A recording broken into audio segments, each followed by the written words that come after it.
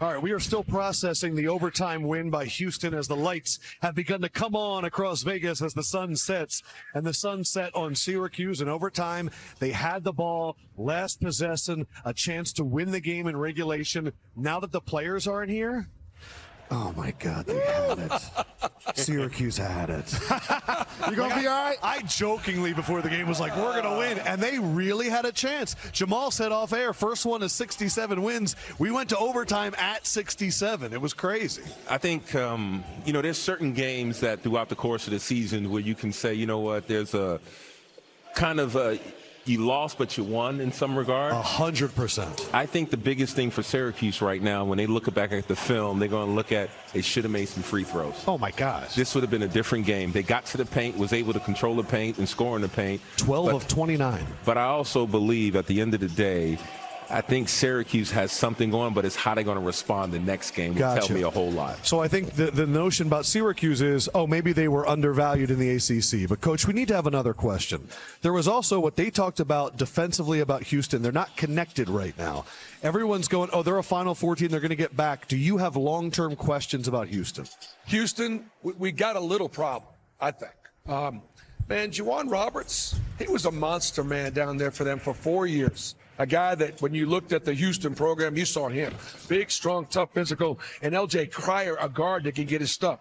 But, I'm concerned about, some of the things that they're doing on the defensive end. Here offensively late, watch the big fellow roll to the basket right now. I mean, Sacco is open here. He's wide open. Yeah. And they're not even looking for him. So it gets, they just don't trust him here. And I think that's obviously a problem. Miscommunication. Watch this. You got big. These guys should either call the switch or let me through. Cenac, the freshman, doesn't call his action, and they kind of look at each other. That's a big play with 1:40 left to go in the game where you got a couple of new guys and some young guys out there. And we talked about teams with an identity. And even if you're an All-American and a projected lottery pick, when that freshman makes that mistake, he doesn't play again, Coach.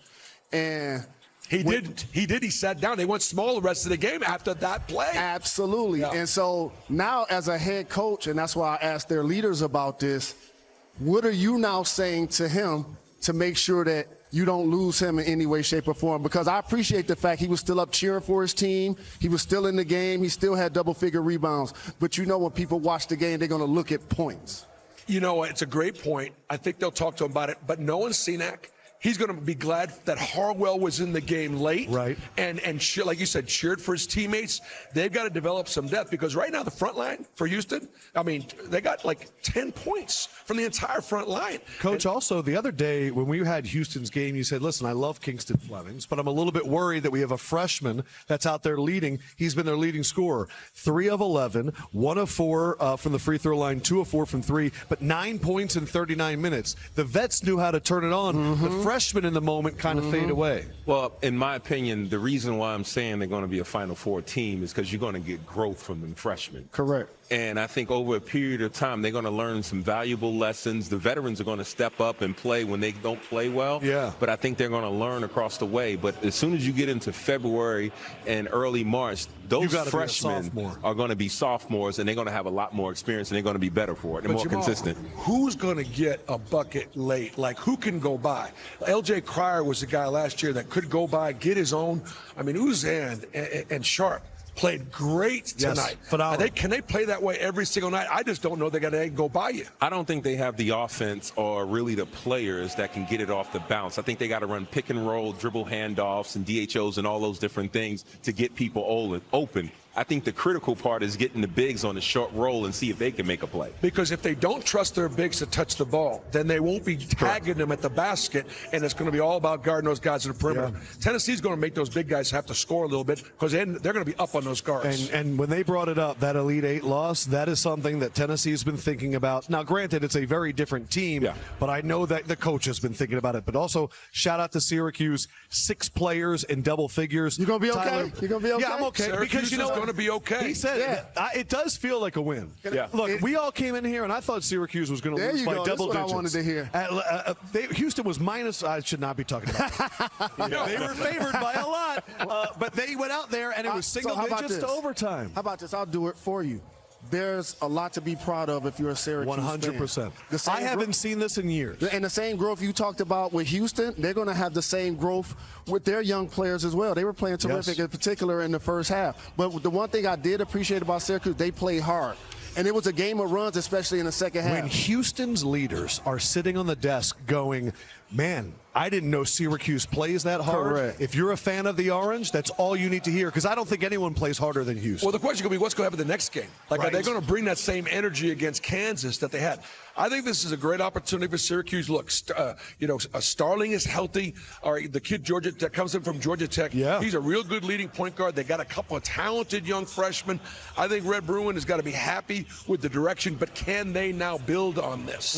I think ultimately we've been sitting here for the morning and then into the evening games, the Syracuse fans were probably the loudest and Ain't the that most funny? cheerful Yeah. and had the most impact on the games and giving that energy to their particular team. So I think there's a lot to build on from Syracuse. Let's see how they respond at the next game. And if they respond well, maybe they can develop some consistency. But what about the missed free throws, you guys, for Yeah. both teams? I mean, they what both do you- were fouling a lot. If they're shooting 150 every day, Syracuse might need to shoot 300. Some of them were crazy. All right, Alabama, Gonzaga coming up next. Alabama, another team that has had some great runs these last few years, a high-scoring offensive bunch. Coach, give me the Nate Oates breakdown of this squad. What's your scouting report on Bama? Bama is a really tough matchup. They run pro sets. They spread the floor. They're the best transition offensive team in all of college basketball. They spread it, they shoot it. They got 5 guys out there on the floor that can shoot the basketball. Matchups matter. And Gonzaga likes to run. They like to play fast also. And the question is going to be, is Mark Few going to pound that ball inside a little bit more, play their typical high-low game, and make them guard? Because if he gets in a track meet with Alabama, in my mind, that's the only way Bama wins this game, is if they can push the pace and Gonzaga doesn't make them guard, because they're just too quick and too athletic. Gonzaga's got a chance to be physical and beat Alabama up. That's the best way to beat them. I think ultimately Alabama, if they play north-south, they can win this game. Right. If Gonzaga makes them play east-west, that's definitely a Gonzaga game at the end of the day. And Alabama lost to Purdue, and what did Purdue do? They slowed it down.